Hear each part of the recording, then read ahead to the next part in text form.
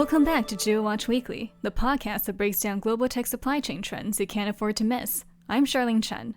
If you're finding these insights helpful, don't forget to subscribe to our YouTube channel, and for full industry access, head over to digitimes.com and become a Digitimes member.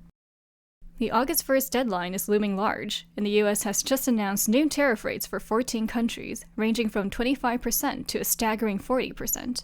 These aren't just minor adjustments, they're being dubbed tariff fines by the market, signaling the US's unyielding stance in these negotiations. But here's where it gets interesting. Taiwan, notably, was not among these initial list of 14 countries. Why does this matter? Well, according to national security officials, these 14 countries were primarily those where negotiations had seen no progress, were unsuccessful, or were deemed unnecessary to continue. So, if you're not on that list, it's generally considered a good thing. It suggests that Taiwan's discussions with the US are, perhaps surprisingly, ongoing and progressing steadily, without the major sparks seen with other nations.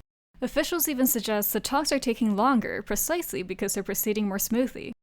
Taiwan's anticipated tariff rates are expected to fall between 10% and 20%, with industry insiders hoping for the lower end, as anything above 20% would present significant challenges. Now, let's zoom in on some of the key players already facing these fines. Both Japan and South Korea are now at 25%.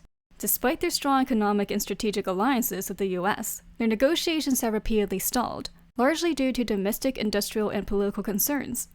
Think about it. Japan's core negotiation item is automobiles, as is South Korea's, which constitutes a significant portion of their exports. Given Trump's well-known negotiation style, tariff reductions under these conditions were unlikely. The industry is already expressing concern about what this means for Taiwan's own ongoing negotiations. Malaysia is now facing 25%, up from 24%. It is emerging as a crucial hub in the tech supply chain, particularly for Taiwanese PCB orders. But these high tariffs could prompt a strategic shift, potentially diverting some of those orders towards production facilities in Vietnam, or even within Taiwan itself. Adding another layer of complexity, the US Department of Commerce is reportedly drafting export restrictions on AI chips destined for Malaysia to prevent their re-export to China. This could significantly hinder Malaysia's data center growth. Thailand is remaining at a formidable 36%. Thailand's finance minister is desperately hopeful for a reduction before the August 1st deadline. Thailand has put forward a comprehensive proposal to cut its $46 billion trade deficit with the US by 70% over 5 years. How? By boosting purchases of American agricultural products, energy commodities, and even Boeing aircraft, while also lowering tariffs on 9% of US imports into Thailand. And just like Malaysia, Thailand is also on the radar for potential US export restrictions on AI chips to prevent re-export to China. Vietnam is the first Southeast Asian country to secure a trade agreement with the US in this round. The result? A 20% tariff on general exports, significantly lower than many of its neighbors. Plus, Vietnam's government made a bold move, announcing it would exempt all US imported goods from tariffs. However, there's a catch. If Chinese firms use Vietnam for transshipment, essentially rerouting goods to avoid tariffs, a much higher 40% tariff applies. This highlights Trump's firm stance on preventing low-cost Chinese products from flooding the US market, even through third countries. Interestingly, India was not on the initial list of 14 countries that received new tariff notices. Trump has stated a deal is nearly done. However, negotiations remain stalled, particularly over agricultural products and access to the automobile market.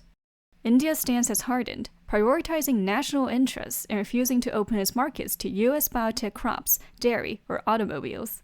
India even threatened retaliatory tariffs on certain US products, showing their commitment to not being bound by deadlines. India's previous reciprocal tariff rate stood at 26%. What's the strategy behind all this? Trump's approach is consistent. Reciprocal tariffs are about preventing low-cost Chinese products from entering the US, even if it means imposing high costs for transshipment through other countries. This creates immense uncertainty for businesses globally. We're seeing massive shifts in global manufacturing to Southeast Asia, driven by the US-China trade war. But now, these new tariff disparities are forcing Taiwanese PCB firms, for example, to strategically pivot their investments and production sites across Thailand, Vietnam, and Malaysia.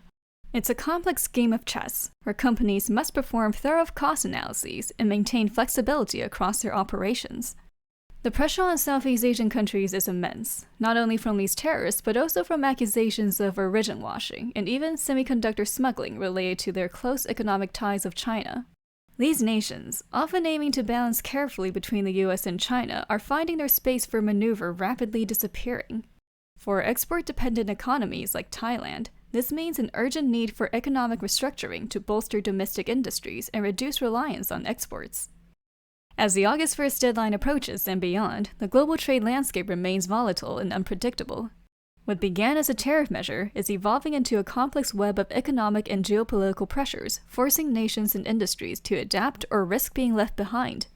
We'll be watching closely to see how these negotiations unfold and what the long-term impact will be on the global economy. That's it for today's episode of GeoWatch Weekly. Thanks for listening, and we'll see you next time.